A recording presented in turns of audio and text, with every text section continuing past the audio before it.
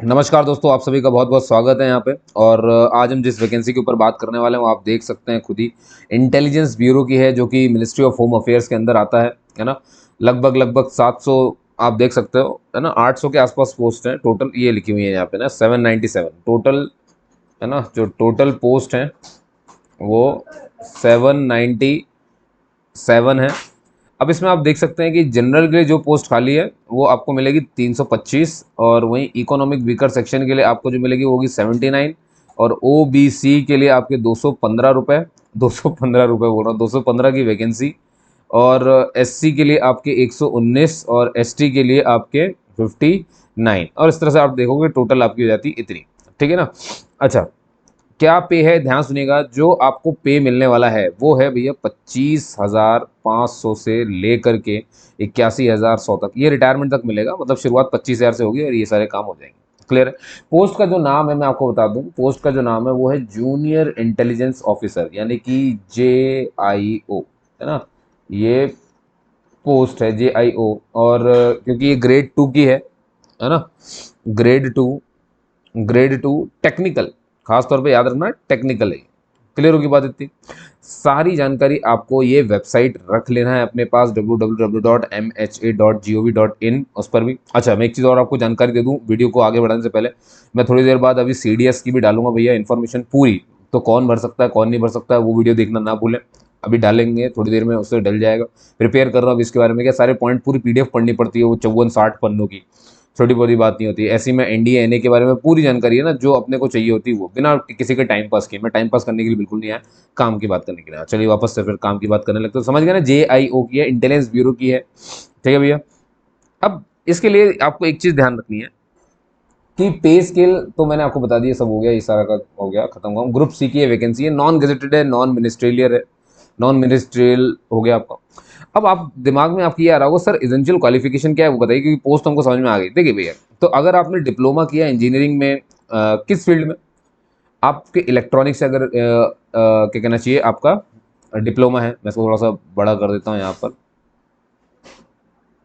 ये, हाँ अब ठीक है ना, अब आपको थोड़ा सा ये दिखेगा। ठीक है।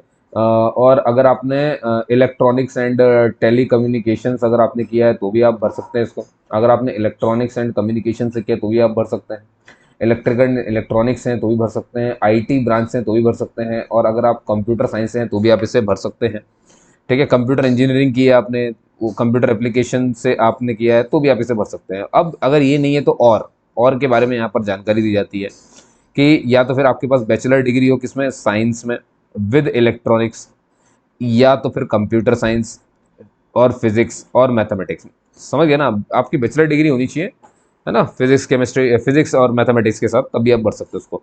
बैचलर डिग्री अगर आपकी भैया कंप्यूटर एप्लीकेशन, आप समझ गए मैंने क्या बोला, bachelor degree in science with मतलब प्लस में, मतलब साइंस तो होना ही होना चाहिए, प्लस में या तो इलेक्ट्रॉनिक हो, या तो कंप्यूटर साइंस हो, या तो फिजिक्स हो, या तो मैथमेटिक्स हो, तो भी आप इसे भर सकते हैं।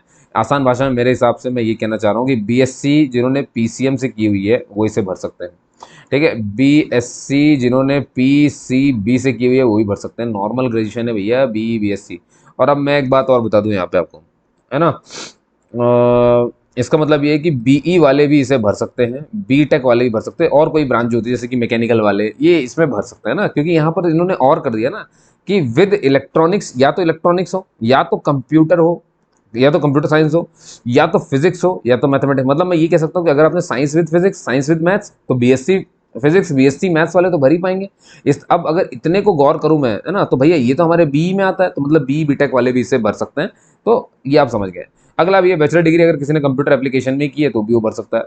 उम्र की बात करें भैया, देखो यहाँ पर उम्र साफ साफ बोला गया 18 से 27 वर्ष, है ना। पेन थोड़ा चेंज कर लूँ, क्या सारा कुछ इसी में हो रहा है जब से, है ना। और चलिए, अब आप देखेंगे जो अपर एज लिमिट है ना, वो कितनी दे रहे हैं यहाँ पे, ये 5 साल। ये मैं आपको थोड़ा शॉर्ट में बता देता हूँ। देखो यहाँ पे जो SC ST होता है भैया, इसको 5 साल की छूट मिलती है। ठीक है। जो हमारे OBC होते हैं, इनको जो है ना 3 साल की छूट मिलती है। OBC में वो भी जो है नॉन क्रीमी लेयर, है ना। Creamy layer non creamy layer दो तरह के होते हैं। आपको ये पेन कहीं चुभ ना रहा हो, मैं थोड़ा सा इसको बदल देता हूँ, है ना, बैंगनी ले लेता हूँ। तो आप समझ गए ना, 3 साल की छूट किससे, OBC के लिए होगी। अच्छा, अब जो पहले से डिपार्टमेंटल कैंडिडेट्स हैं यहाँ पर, भाई कुछ लोग होते हैं जो पहले से डिपार्टमेंट में होते हैं, तो उनको लिए 40 साल मैक्सिमम एज रख दी गई है। अगर उन्होंने 30 साल की सर्विस दे रखी है तो ऐसा होगा। ठीक है ना। और 35 साल जो है ये unreserved candidates and up to 40 years in case of widow. तो महिलाएं जो विडो हैं या डाइवोर्स जिनका हो चुका है उनके लिए भी है जनरल से 35 साल, SC ST से हैं तो 40 साल की छूट मिल रही है। ठीक है, अब एज लिमिट जो एक्स सर्विसमैन के लिए होती है as well as for the children and dependents of victims of riots of 2000 Gujarat और सिख जो दंगे हुए थे 1984-2002 में, और एक्स सर्विसमैन, इन सब के लिए एक ही नियम है और वही रहा है ना, जो भी गवर्नमेंट ऑफ इंडिया देती है, क्योंकि यहाँ पे मेंशन तो नहीं किया है। ठीक है, चलिए भाई आगे बढ़ते हैं। अच्छा, अब यहाँ पर कुछ बात है जिनको आपको ध्यान से सुनना है। ठीक है, अब इसको थोड़ा सा छोटा कर लिया जाए, ये इतना काफ़ी है।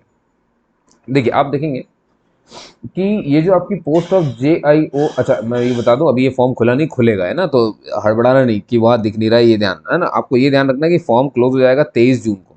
ठीक है, 23 जून से पहले पहले इसको भर देना है। अभी आपको ये ऑनलाइन अभी खुला नहीं है, खुलेगा, अभी नोटिफिकेशन आया तो उसके बारे में अपन बात करना है। भैया इनका ये कहना है जो पर्सन विद डिसेबिलिटी होते हैं, यानी हमारे जो दिव्यांग जन है ना, दिव्यांग जन जो है ना, दिव्यांग जन के लिए इसमें पोस्ट नहीं है, उनके लिए अप्लाई नहीं कर सकते वो लोग इसमें, ये ध्यान रखेंगे। रिजर्वेशन ऑफ वैकेंसीज भैया OBC SC economic weaker section, इनके लिए सबके लिए जो वैकेंसी रहती है वैसी की वैसी ही रहेगी, इसमें कोई फर्क नहीं पड़ने वाला है। ठीक है, लास्ट डेट मैंने आपको बता दी। सर्विस लाइबिलिटी मैंने आपको बता दी भैया, कहीं पर भी ऑल ओवर इंडिया भेज सकते हैं ये आपको। सिटी ऑफ एग्जामिनेशन जो है वो आपको जब एडवर्टीजमेंट आएगा तो मिल जाएगा, नहीं तो जब इसका फॉर्म खुलेगा ना, ये सब देखने की जरूरत नहीं पड़ती है, पहले बता रहा हूँ। फॉर्म जब ऑनलाइन खुलता है ना, जब आप उसको रजिस्ट्रेशन कर रहे हैं, फिल करने के लिए जब जाओगे तो वहाँ पे सारे ऑप्शन रहते हैं भैया, कहाँ क्या सिटी लेनी है, तो इतना सोचना नहीं चाहिए। जानना ये है कि आप इसके लिए लायक हैं कि नहीं है, ये देखना है आपको, है ना। अच्छा, और सबसे इंपॉर्टेंट बात जानते हो क्या, ये देखो जरा, आप ना जब फॉर्म भरोगे तो आपको 5 ऑप्शन मिलेंगे सिटी चूज करने के, मतलब आप क्रम से 5 चुन सकते हो अपने प्रेफरेंस के हिसाब से, कि अगर यहाँ नहीं मिलता तो यहाँ मिल जाए, यहाँ नहीं मिलता तो यहाँ मिल जाए। ठीक है, एग्जामिनेशन सिटी अगर आपने एक बार चुन ली है तो वो कभी भी चेंज नहीं हो सकती, इसको आपको ध्यान रखना है। ठीक है, चलिए अब आगे चलते हैं भैया। एग्जाम कैसा होगा तो मैं आपको बता दूं, देखिए आपका जो एग्जाम है वो इस तरह से है कि टायर 1, टायर 2 और टायर 3, 3 लेवल पे आपका एग्जाम होना है।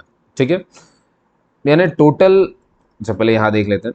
देखिए जो आपका टायर 1 है वो ऑनलाइन एग्जाम है, पूरा ऑब्जेक्टिव यानी कि MCQ आएंगे और टोटल 100 क्वेश्चन आएंगे। ठीक है, कितने क्वेश्चन आ रहे हैं भैया, 100 क्वेश्चन आ रहे हैं।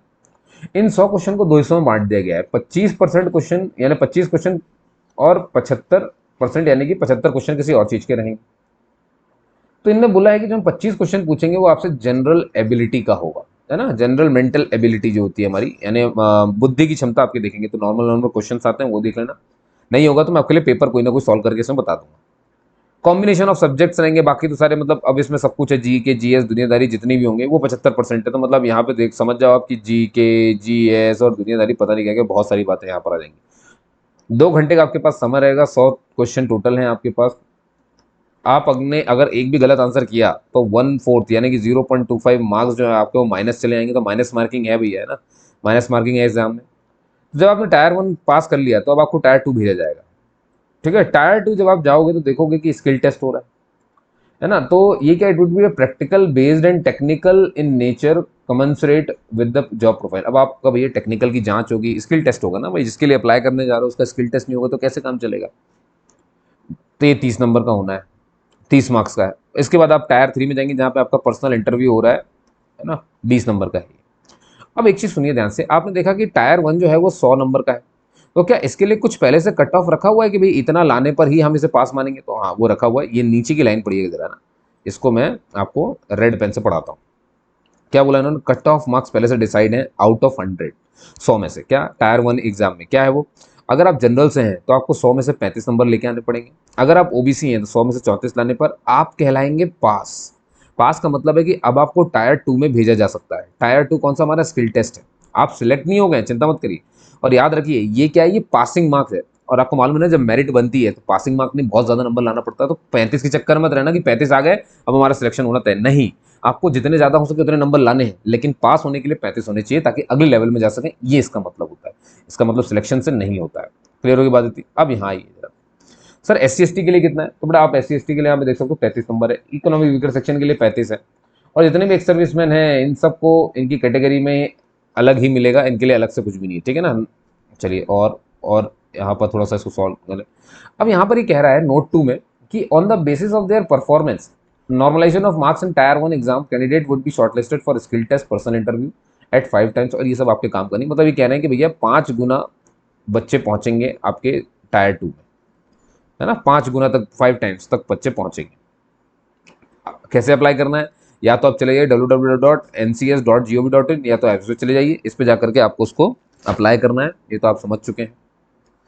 3 जून से जो है आपका पोर्टल खुल जाएगा। ये देखो, ये रहा, 3 जून से स्टार्ट हो रहा है और 23 जून को आपको इसको अप्लाई कर देना है। एक मिनट में जरा माइक का तार अपने इधर कर दूं, है ना, इधर सुधर हो रहा है, उसके लिए माफ़ी चाहूँगा दोस्तों। अब देखिए, समझ गए ना, 3 जून से फॉर्म खुल जाएंगे, 23 जून तक इस वेबसाइट पर जाना है, आपको लिंक मिल जाएगी, आप चिंता ना करें इसकी, ठीक है। और अगली बात है भैया, फीस की मैं बात कर दूं। फीस इन्होंने 2 टुकड़ों में तोड़ दी है। इन्होंने एक कहा है कि एक को हम कहते हैं एग्जामिनेशन फीस, जो कि 50 रुपये की है, और ये जो, और अगली है भैया रिक्रूटमेंट प्रोसेसिंग चार्ज। तो इनका ये कहना है कि जो रिक्रूटमेंट प्रोसेसिंग चार्ज है, और ये कितना है भैया, ये है आपका 450 रुपये। ये सबको देना है, सबको देना है, ऑल कैंडिडेट्स, ठीक है ना, किसी को भी नहीं छोड़ा इन्होंने, ठीक। 450 तो सबसे ले रहे हैं, सबसे मतलब सबसे होता है ऐसे general, SC ST, OBC, economic weaker section, ex serviceman, है ना, ये सब के सब आ गए। अब इसमें मेल भी है, इसमें फीमेल भी है, कोई छूट नहीं। 450 सबके लिए कॉमन है, मैं बता रहा हूँ, 450 रुपये सबसे ले रहे हैं। बचा हुआ ये 50 रुपये, ये किससे ले रहे हैं वो ध्यान देना। ये 50 रुपये सिर्फ ले रहे हैं पुरुषों से। पुरुषों से में भी कौन से? जो जनरल वाले हैं, इकोनॉमिक वीकर सेक्शन वाले और OBC वाले हैं, इन्हीं से ले रहे हैं, वो भी पुरुषों से, ध्यान रखना। मतलब SC वालों को नहीं देना है, ST वालों को नहीं देना है, एक्स सर्विसमैन को आपके नहीं देना है, और जितनी भी फीमेल हैं उनको भी नहीं देना। फीमेल तो चाहे किसी कैटेगरी को, सबकी बात एक ही होती है। तो समझ गया ना, उनको तो इनको देना है 50 रुपये। तो आप देखोगे कुल मिलाकर के, अगर जनरल का लड़का है या EWS इकोनॉमिक वीकर सेक्शन का लड़का है और OBC का लड़का है, तो इनको टोटल 500 रुपये फीस आपको पे करते हुए नजर आएंगे, ठीक है ना।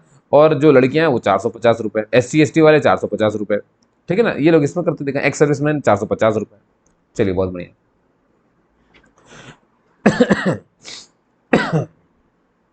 मोड ऑफ पेमेंट भैया ऑनलाइन, ऑनलाइन सब हो सकता है, तो उसमें हम क्या ही बात करेंगे। जनरल इंस्ट्रक्शन यही सब है भैया कि आप सब अपने आप को चेक करके आइए। क्लोजिंग डेट आपका 23 जून है, बता दिया गया है। और भैया बस हो गया, धोखाधड़ी से सावधान रहिए, वार्निंग यही लिखी हुई है सारा कुछ, और आपको वेबसाइट ये दी हुई है, मैंने एक और बता दी है, ठीक है दोस्तों। तो उम्मीद करता हूँ आपको वीडियो समझ में आया होगा, ठीक है। जैसा भी हो, जो भी हो, मैंने कहा आपसे कि मैं CDS का भी एक वीडियो डालूंगा, तो उसके लिए भी तैयार रहिए, है ना। इसे थोड़ा सा शॉर्ट कर दें, ये रहा, है ना। ये उम्मीद करता हूँ वीडियो अच्छा लगा होगा, है ना। इस तरह की जानकारी के लिए आप मुझे जुड़े रह सकते हैं। मेरा नाम है मनोज शुक्ला, है ना, फॉलो करिए आप, आपको बहुत सारी जानकारी मैं दूंगा ही, ठीक है, और टू द पॉइंट, ठीक है, बिना बकवास के। चलिए, जब तक के लिए जय हिंद, जय भारत, और आपका शुभ हो। और बस बस बढ़िया, मिलते हैं अगले वीडियो में। चलिए, जय हिंद।